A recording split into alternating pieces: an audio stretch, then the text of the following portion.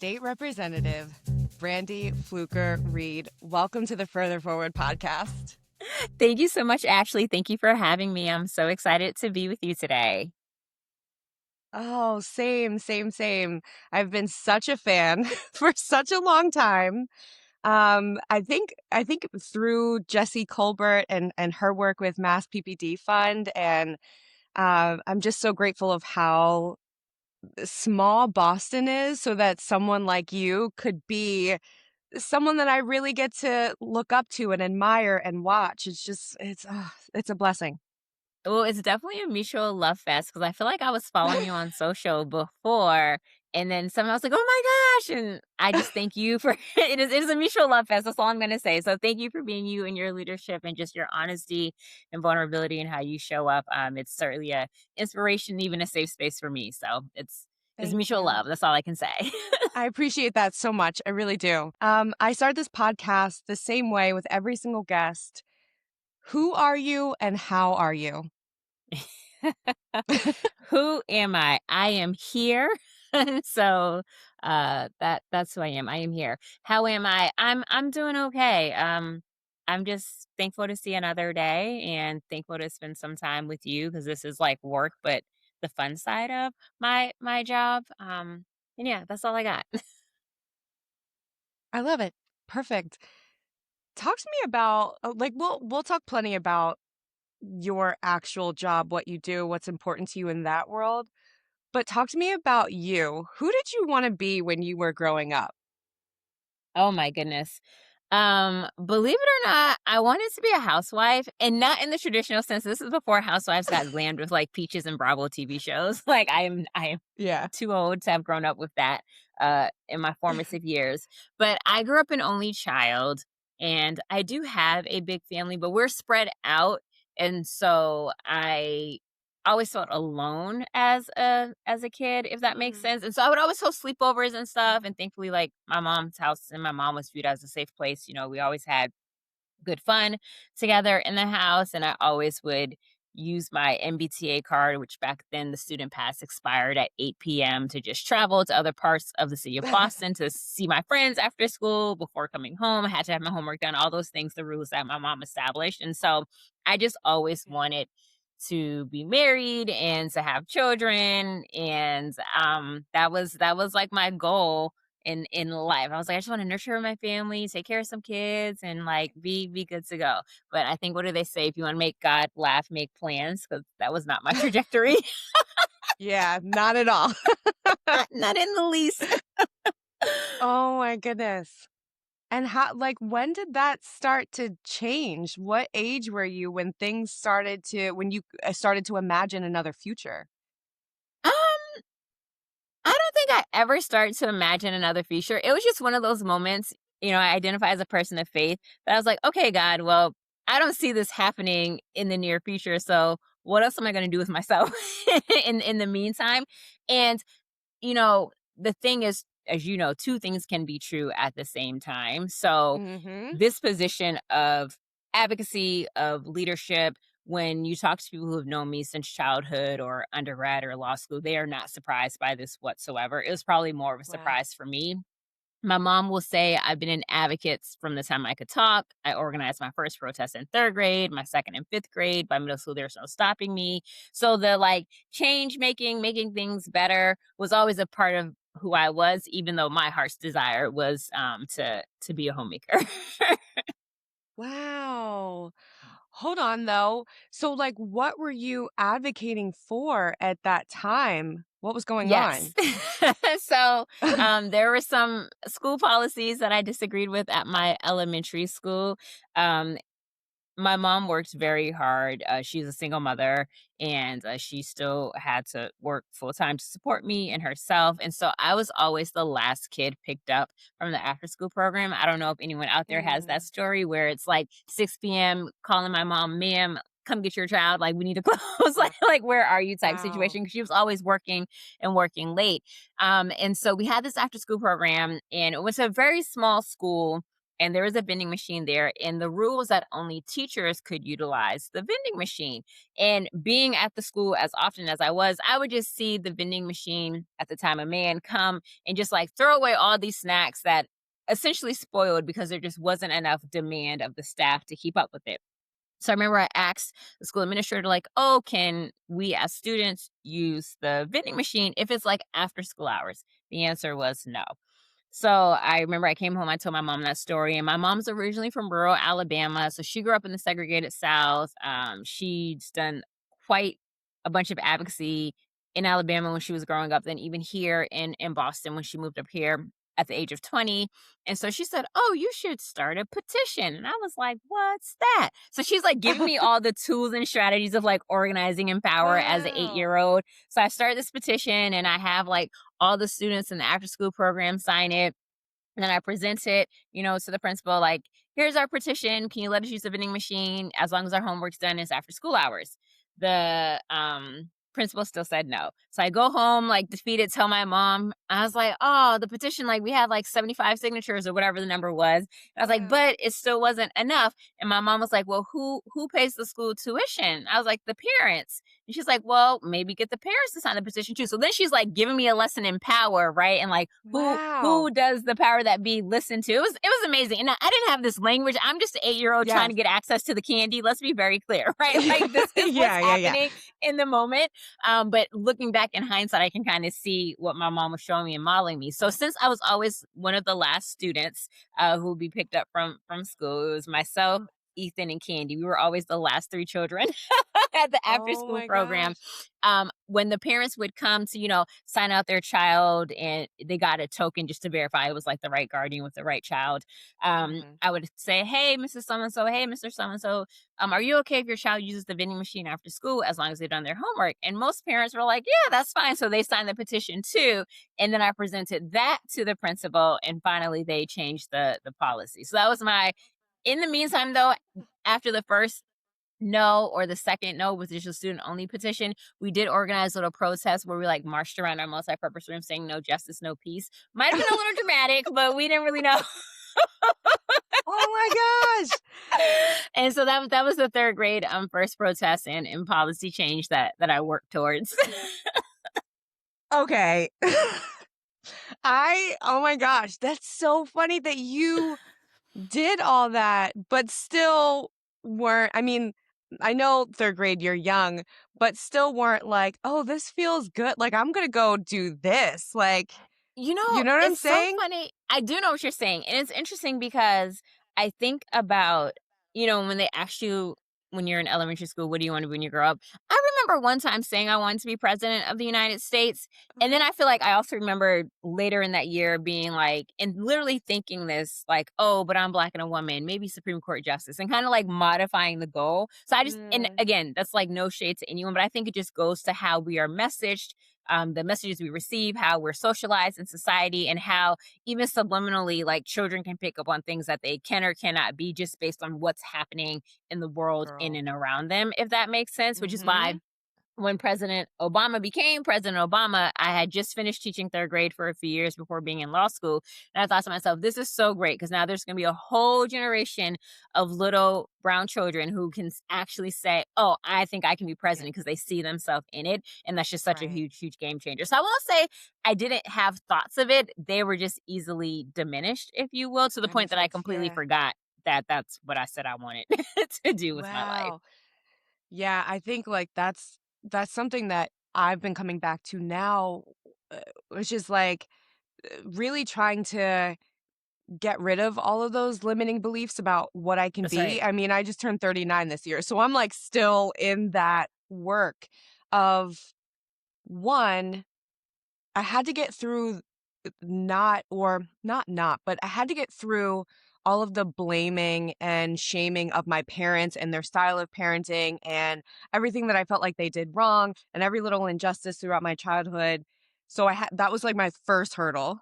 Yep. And then it was like, okay, the past was what it was. What are you going to do now? Because you're no longer a little girl with no agency. Now you get to fix it. Now you get to change it. And then it's like gathering all the courage and like everything else to keep moving forward. But it does very much feel like you can narrow your whole point of view about what you can be, or like how many different things you can be over the course of a lifetime. Everything is so different now where our parents might have had one job That's forever. right. Yep. And now you can have several acts up until the end. So many things change. It's like really it's really wild. But yeah, those first kind of like models and all that kind of stuff, it really does like lodge itself into your psyche. Oh, yeah, for sure. Crazy, crazy, crazy. So, who were like besides your mom, who were the people that pushed you forward, that mentored you, that said you could do more, you could be bigger, you could be president? Like who are those people? This is such a great question because there were a variety of people at different stages of life. And I'm so blessed by that because I think whether you have done the work of mastering and eradicating your limiting beliefs or whether you're still operating in them or somewhere in between, I do think that there is this value in other people seeing gifts inside yourself that you might not see. And so I think as much as yes, I know myself, yes, I know the things I'm good at, doesn't necessarily mean I would have connected the dots to elected office. But Yeah. over the years, as I had a variety of different internships, employment opportunities, starting like even in undergrad, there was this nonprofit, I think they still exist, called the Boston Lawyers Group, which was all about how do we diversify the legal profession. So as long as you didn't identify as a white male, you were able to participate in this program for a summer. You were in a law firm. I was at what was then Fleet Bank at the time, which later got bought out by Bank of America. Doing a corporate internship. And part of the program, we had to do a mock trial. And there was this kid who he was away for part of the summer, so he missed, like, all the trial prep, but, it was more, like, inclusive, we still want people to participate, but he was basically, like, sending our case down the drain, and I just, like, interjected. I'm a little competitive, I don't really like to lose, though I have lost before in life, and I, like, jumped in and was just like, "No, Your Honor," and just, like, took over because he was away, he didn't know, like, he got to practice a little bit, but I was like, "You're gonna cost us the the Yeah, case." yeah, yeah, yeah, yeah. And, this guy who's a Irish American out of Charlestown who is still a mentor to me to this day, and this was back in 2003, when I Oh my finally god. decided to go to law school and was looking for a recommendation letter. He wrote that moment in his recommendation Wow. for me, and it was, like, a good 5 to 7 years later, but he's just like, "I'll never forget you, like, interjected and you made sure," and he just loved, like, the tenacity of it all, the leadership, the, like, advocacy for my client, what have you. And even Yeah. then, he was like, "You should consider office." And I'm like, "Oh, no. Like, I don't wanna be in the public light like that. I don't want people in my business. I'm a very private person." Like, all the Right. reasons why I did not wanna do elected office. Then fast forward, I graduate law school, I become a public defender, and I leave the traditional practice of law to do some education advocacy. And my boss at the time, who identifies as a Black woman, she's like, "You really should think about some organizing advocacy work," because she saw how I would always try to make like the organization better, which has its place, but she just thought, given my background, having been a third grade teacher and public defender, that there's probably more change in the world that I could do as well. And then I did actually leave Yeah. that role for Yeah. an organizing position, which allowed me my first chop at policy and advocacy space.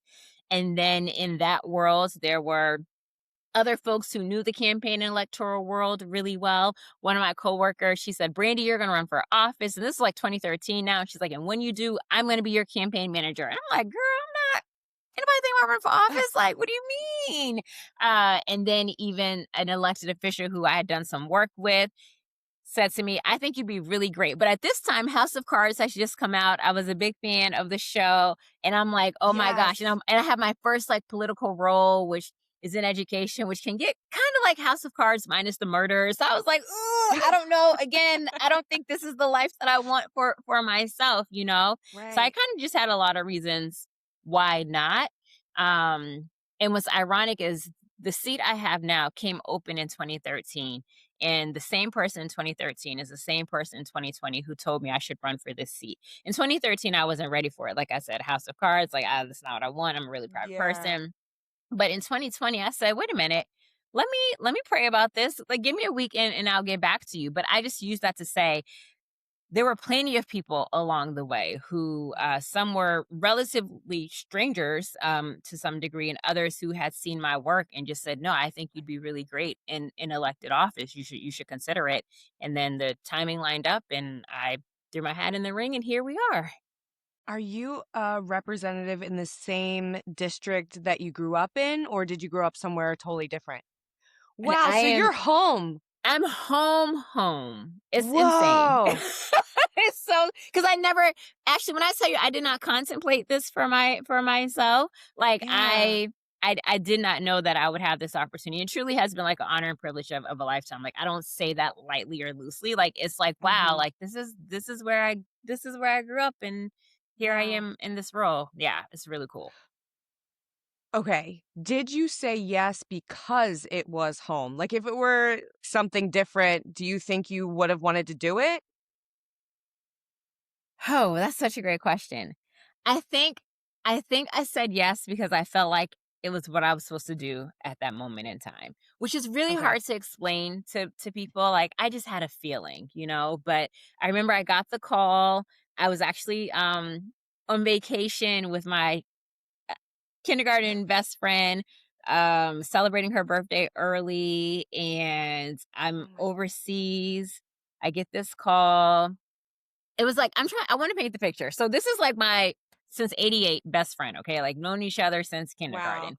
Her birthday's in April and she wanted to go to Amsterdam in Belgium for her birthday. I have a job where I'm flying all the time. I'm like, "Girl, I have so many miles, I have so many hotel points, like we can make this happen. When do you wanna go?" So she looks at her Yeah. calendar and based on scheduling, even though her birthday is in April, February worked out better for her schedule, worked with mine. I said, "Great." Like we take the time off. It was one of those moments actually I was like, I'm just gonna unplug from the world. I deleted email off I deleted the email app, the news app. I'm just like living my best European life with my bestie. And so we do Amsterdam Oh first, my then we take the God. train to Belgium, then we come back to Amsterdam because there's a direct flight from Boston. And this is also when like the pandemic is a thing, but it's more like, oh, COVID's in this country or that country. So like more isolated, but it's like it's bubbling up. And I remember Yeah. I met my best friend at the airport and her mom had bought us masks before masks became the recommended thing, just like more common sense, like you Wow. might want to have a mask. So we are wearing the mask. Yeah. We go over to Europe. It's the last night there.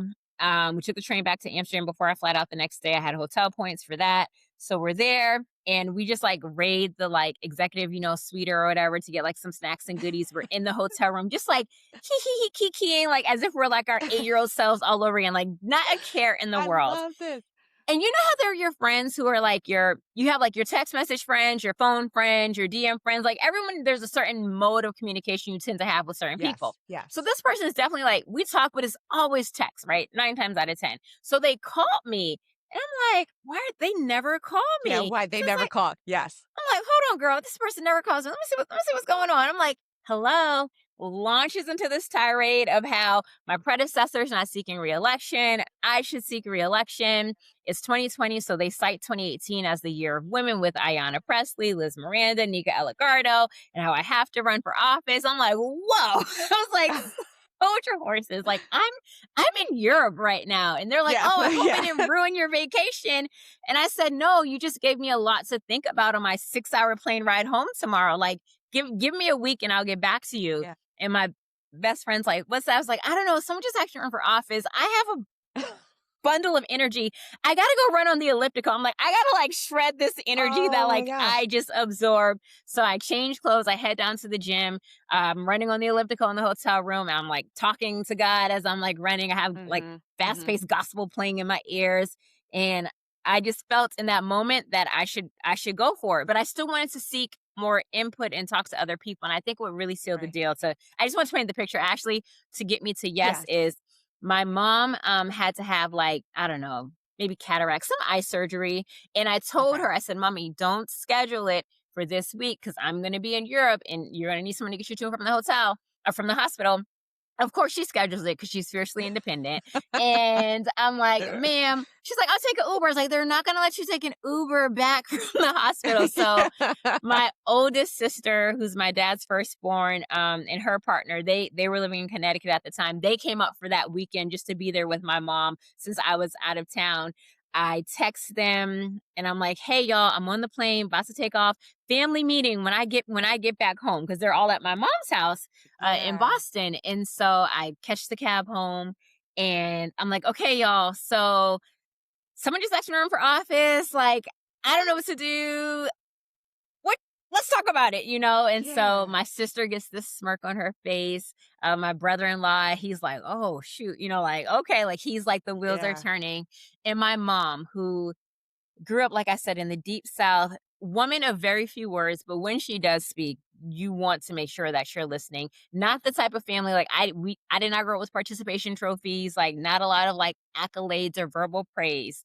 And my mother just simply looks at me and she says, "Everything you've done has primed you for this moment." And hearing that from her, I said, "Okay, we're going for it," like, and that Going for that it. for me is what really sealed the deal, and the rest Mm. is history. Some of the most important things, like, you just know. The body knows, the brain knows, things sync together, right? Like, that phrase from your mom, like, things just there are, like, these moments, right, where 2 paths are presenting themselves, and, Mhm. it's not like one's better than the other per se, but it's just like, do you answer the call? Do you rise to the That's right. occasion? That's exactly Or do right. you continue going down the path that you're sort of, like, already building? Yeah, and it's so That's interesting so too wild. because I I love that. loved my job. The job that I had, while I was running for office that I ultimately let go to pursue this elected office full Yeah. time. I loved my job. I had so much fun in that role, but I was also comfortable. Like I said, I was diamond on Delta, I'm platinum at Mm, Marriott, I'm living my best life. Like, oh, this is so great. And I'm still yeah. helping people. I'm still using some of my great facilitation skills, presentation, public speaking skills. All of that was present. But I think there's also something that I have found too that when you get comfortable is oftentimes when you get that like crossroads choice of, do you stay on this Mhm. path of comfortability or Mhm. do you try something different and new and kind of put yourself out there? And what I'm realizing is like I got comfortable. And I know for me in my faith tradition, like God always moves people when they get comfortable. And like that has been my testimony. So looking Yes. back, I'm like, oh, I was Yes. comfortable and God was like, I have something greater. And not that that job was less than, but just for my purpose, my calling, the things that have been Right. deposited into me, and what I was designed to do while I'm here on this earth. So it was, but like I said, Exactly. unexpected, quite the journey, and I'm glad that I did it.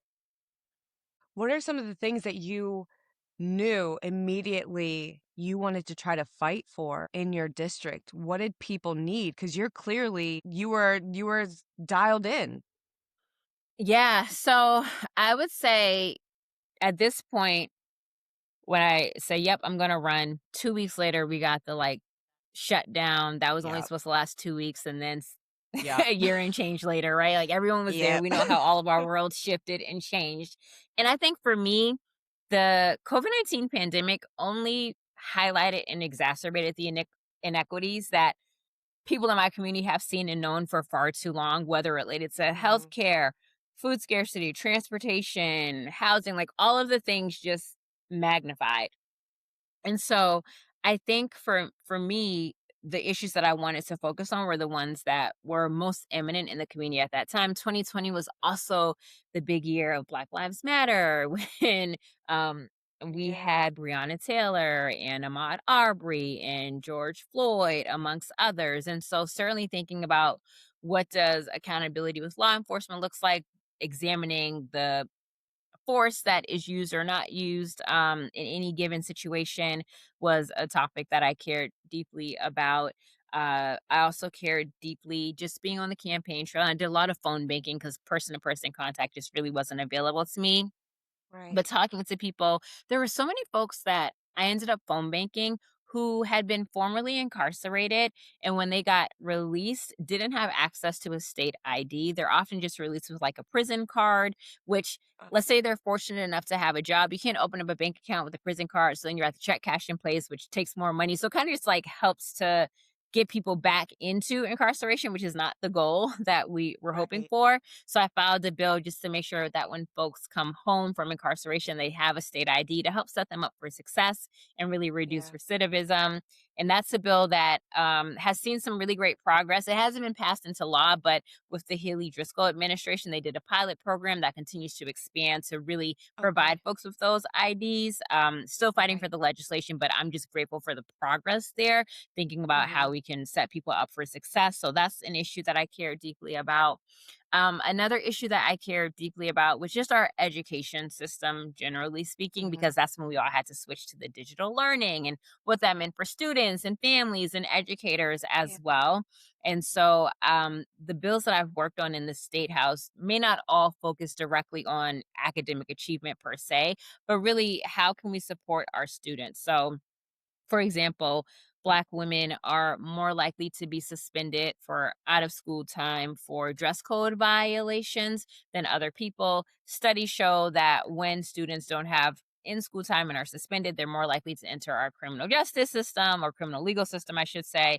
So, how is it that we can protect these girls to make sure that school districts and schools know that they can't actually suspend someone out of school time for Right. dress code violations, which really just is a bill around equity to make sure that our students, particularly our Black women and girls, are protected while they're in their schools.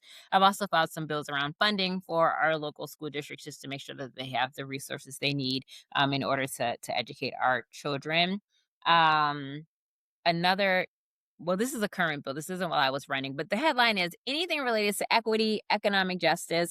I have always been a big advocate and writer of transit. I told you when I had my T pass, Yep. when I Yep. was as a kid and how I utilized that. And so I was glad when we got the Fairmount line, but I always believed in electrification of that line because Mattapan has some of the highest asthma rates throughout the city of Boston. And when you think about this diesel train we have running through our neighborhood, so really Yep. electrifying the Fairmount line was something that I cared deeply about.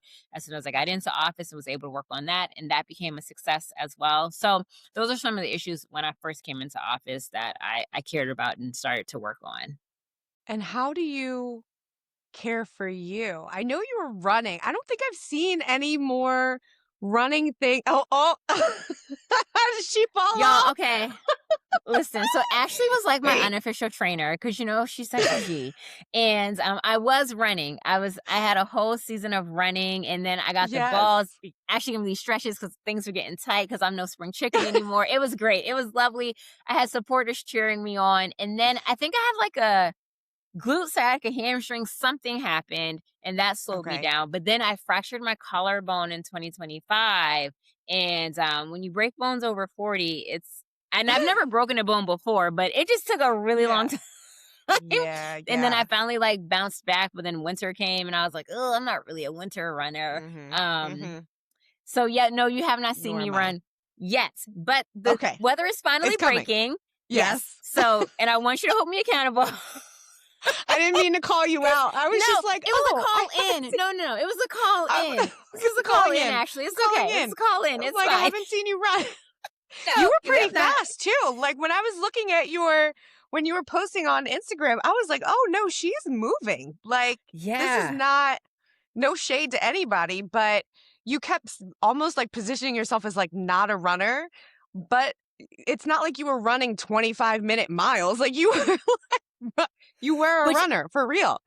which I didn't even realize until you would comment. And again, see people who see things in you you don't see in yourself. And you're like, you should really compete. Yeah, These are yeah. fast times. I'm like, are they? Like, I'm just running. Like, Yeah, yeah. Yes. Yes. so So we'll train up to without that. running, okay, good. I really am gonna hold you accountable Please because do. I think it's gonna be 70 this week, so maybe a light jog, A light something. jog. Yes. So what are you doing for yourself then if running is not on the table right now? Because the work that you Yeah. do, it's stressful, it could be heavy. There's also life, what how do you keep yourself grounded and like literally your health and wellness practices? Yeah. No, that's such a great question, and it's something that I try to get better at every single day because this job can really eat someone alive if they let it, just because there's so much to do. Most of us, and I'm in this number, my heart is so committed to my community that I want to do whatever I can whenever I can. And I have to keep reminding myself something that I told people for years, that you have to give from your overflow. So it's like if I don't fill my cup first, I'm not going to be anything for my Yes. community. Or let's say I failed to fill my cup, so I'm giving from my reserve. Once that hits E and I'm emptied, like I am no good to anyone. Like, I have to replenish and renew. So I'm trying to get better at holding to some self-care Yeah. models. One of the things that I did pick up when it was really cold in the dead of winter is we had a new Pilates studio open in district, and it's also woman owned. Vito and Dorchester, I got to give them a shout out because I love them. And Victoria, the owner, the community that they've created there is so amazing. And so Amazing. I was doing Pilates for a season. I ended up having a small medical procedure that I couldn't work out for a month, so like that is Okay. now over. So now I'm going back this week, which Okay. I can't Good. wait. The Good. other thing is I try to do some form of like prayer, reflection, Mhm. because that really helps me just to like release everything. I absorb a lot of information, energy. By the time someone's coming to my office for help, they have had it up to here. They've tried everything. They're often stressed or feeling very less than hopeful about their circumstances or what's Mhm. happening. So we just absorb a lot as well. And for me, Yeah. praying about it or journaling certain things just really helps to kind of free up some space for me so that way I'm not carrying it all Good. in my body or in the inside. I also think I am blessed with like the world's most amazing friends. I know everyone feels that way about their friends because Yeah. Yeah. friends, unlike family, they like choose you, right? Whereas like family's kind of stuck with you by blood, relation, but like friends, they Yes. like choose you no matter like your flaws, your glows, your grows, all the icky and beautiful stuff in between. And they decide, yes, I am committed to being your friend. I am riding with you. And Yeah. because I've lived several places. I went away for undergrad, then I moved to Maryland to teach, then I went down south for law school before coming back home. My Oh, okay. close Okay. friends are kind of spread out throughout the country. Wow. And so my Okay. phone time with them, or if we send voice notes to each other, Mhm. or one friend that I think we just love bomb with memes Yeah. Yeah. throughout the day, like connecting to my friends is so vitally important because Mhm. they truly just like light my world and fill me up. And then, of course, Wow. along those lines, thinking about folks who choose me, my husband chose me, right? Yeah. And Yeah. we're still, I don't know, I guess we're still technically newlyweds. It's only been a year, 3 months and 30 days. I'm Yeah. only counting because it was New Year's Eve. So it's very easy to say how far. I was like, what's the date on the calendar? I can't count Yeah. from Yeah. there. Easy. And Easy. just spending time with him as well. Like, and Yeah. most people know that I'm my mom's only child and she's now in the need of a caregiver. Thankfully her mind is there, but her body's been failing her. So she just needs more support with day-to-day activities. And I'm the one who kind of stands in the gap of all of that. So Wow. that's how I try to fill my cup. And reading, I got back to reading again. That was a goal I set for myself for this year. It has been Good. the best thing that I didn't realize how much I missed it. Granted, I read a lot, right? For like work, emails, bills, legislation, policy briefs, but just Well, like yeah, but good it's old different. fashioned leisure reading. Oh my goodness. I forgot how Yes. much I missed it. And that's been Yes. a good godsend for me too. Well, first of all, that you brought that up and I'm like, "Oh my goodness," cuz I always set reading goals for myself at the beginning of the year because Mark bought me this reading journal where I can, kind of like write down every book that I Yeah. read and you can like rate Ooh. them and stuff like that. You can write down books that you want to read, so it just helps me keep track.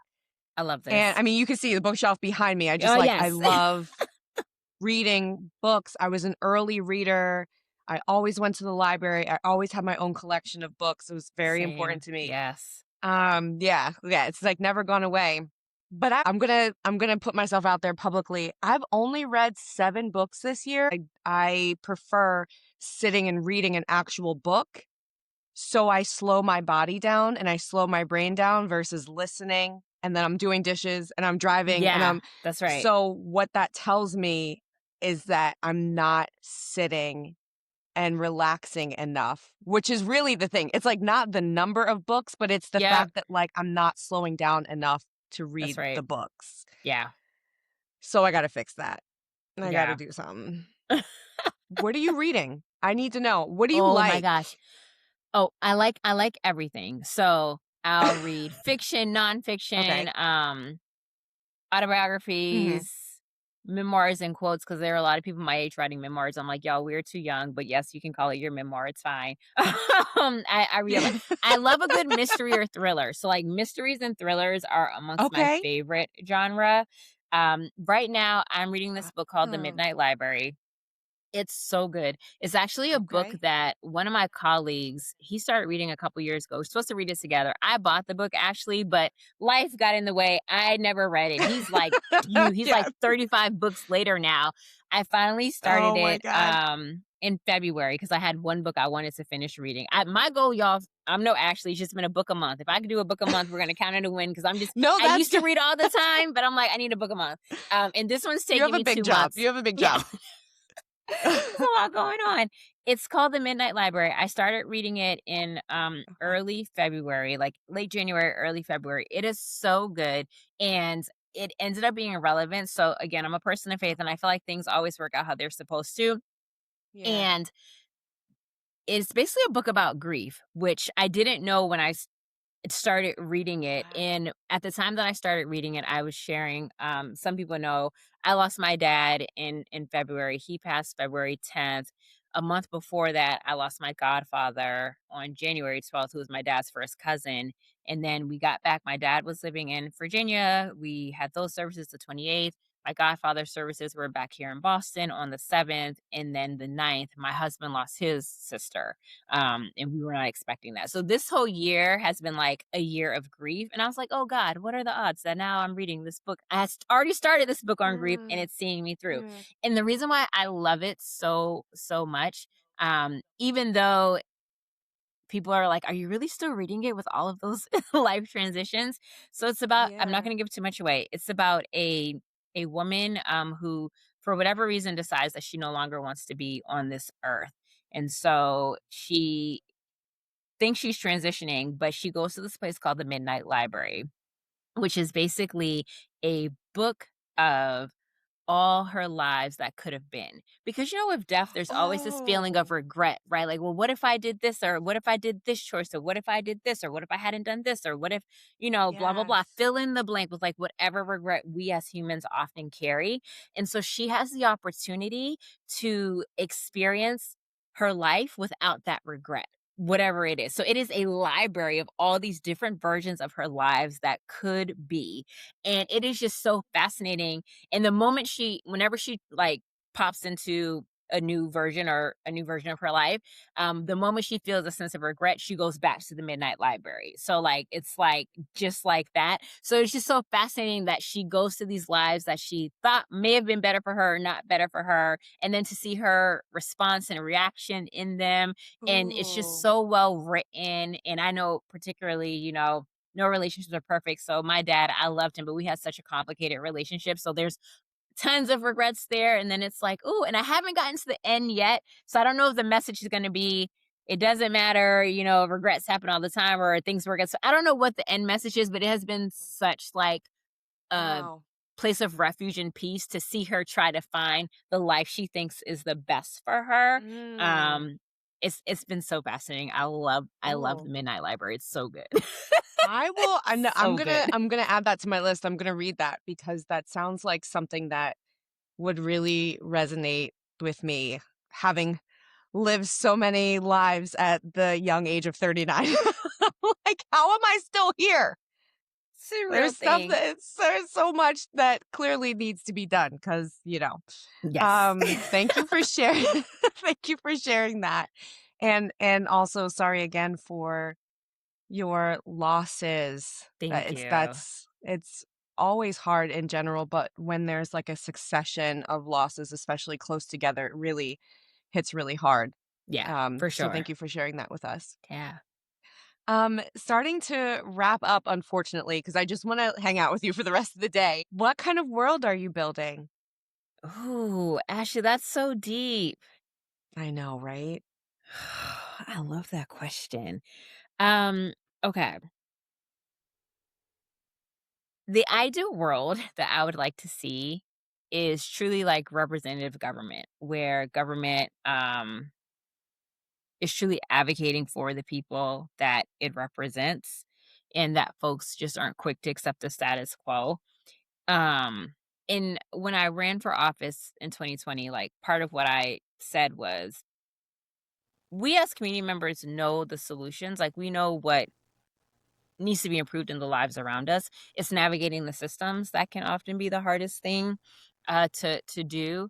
And there's also a piece where, particularly for many of my community members in Mattapan, which is what I consider to be my hometown, we often feel like left behind, left out, not thought of, forgotten, fill in the blank. We don't always feel like we're a part of the government systems and power structures that be. And Right. I think when I think of my role, I try to be as present as possible just so even with visibility, my community knows that like you matter, your opinion matters, like your perspective matters. And I think because going back to the opening around limiting beliefs, I do also think that change is hard for anybody, any human being, any community.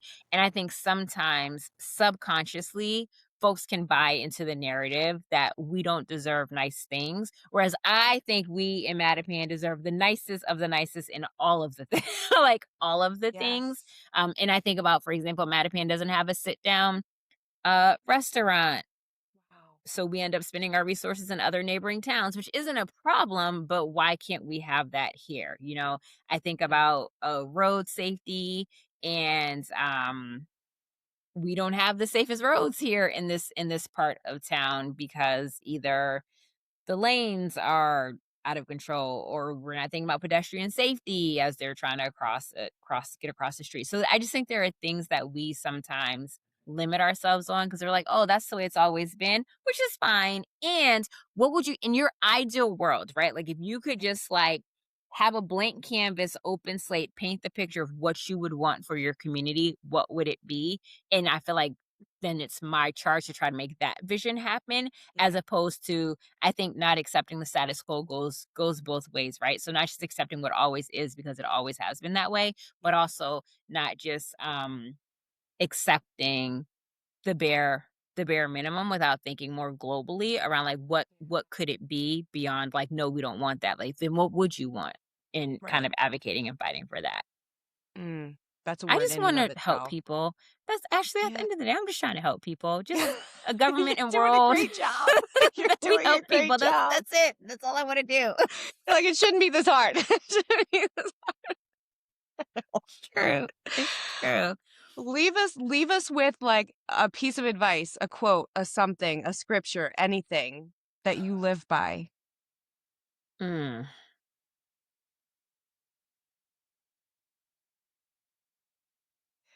So many came to mind, and I'm thinking which one do I share? Mm.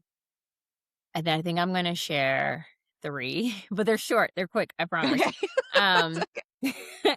so one is work hard, play hard. That was always my motto in college. I stand by that. We Mm. work hard. I know I work hard and I deserve to have rest, peace. Fill in the blank of what the definition of play is now. It Yeah. may have evolved over the years, but like work hard, Yes. play hard. I feel very deeply about that one. I often tell people that I'm faking it till I make it. And I say that not as like a woe is me, but in some ways, it's like I show up because I have to, right? Like that's part of my role, part of my responsibility. And there are some Mhm. times, especially with this like season of grief, like I don't necessarily have it inside of me, but I'm gonna show up and I'm gonna quote unquote fake it until I get through, until I make it. And some Yeah. people would say that's not healthy.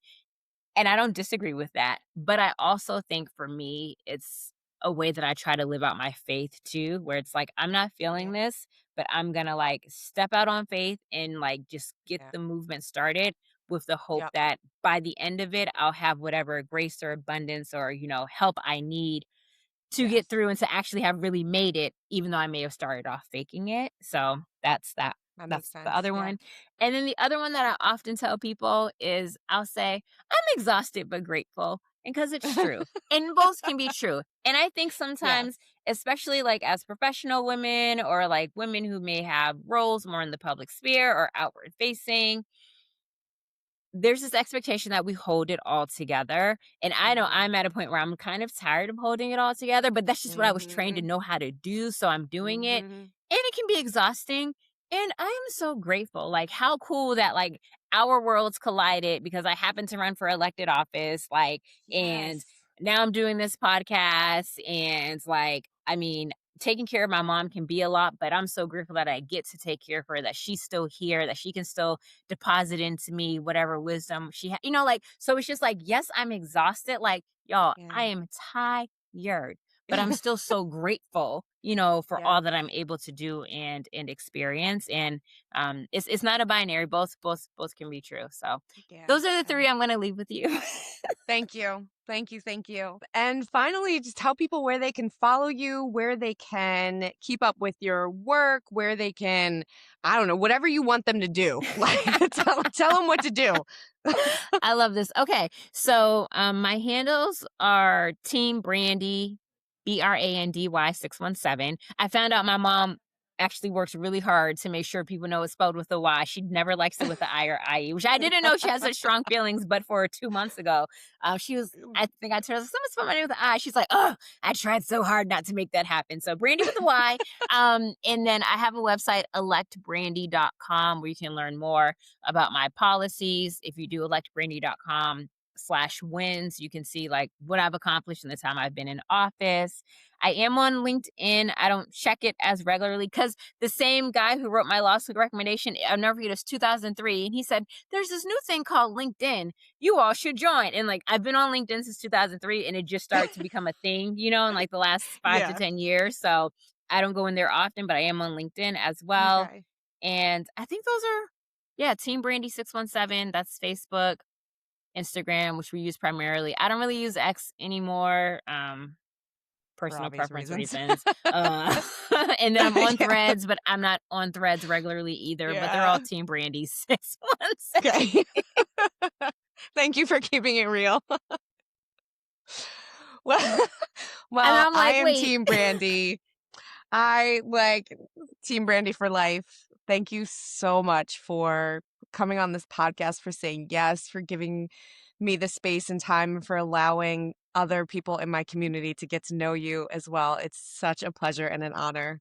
this was my privilege, Ashley. Thank you for thinking of me. And we should continue this conversation at some point. Coffee, wine, tea, Please. something. Yes, please, Yes, all of it. we're overdue. All the All of things, all it. the things. And best of luck with the rest of your podcast and all of your endeavors. You truly are a gem. And I'm just grateful you Thank you. share yourself with us because you don't have to. And we appreciate it. I know I do. Thank you very much. Well, then I will just be speaking to you then. Like, I'll be like, this message is for no one else. Everyone else just click through. Just scroll past. I love it. I'll take it. Oh, thank you. Thank you. All right, everybody. We will see you next time.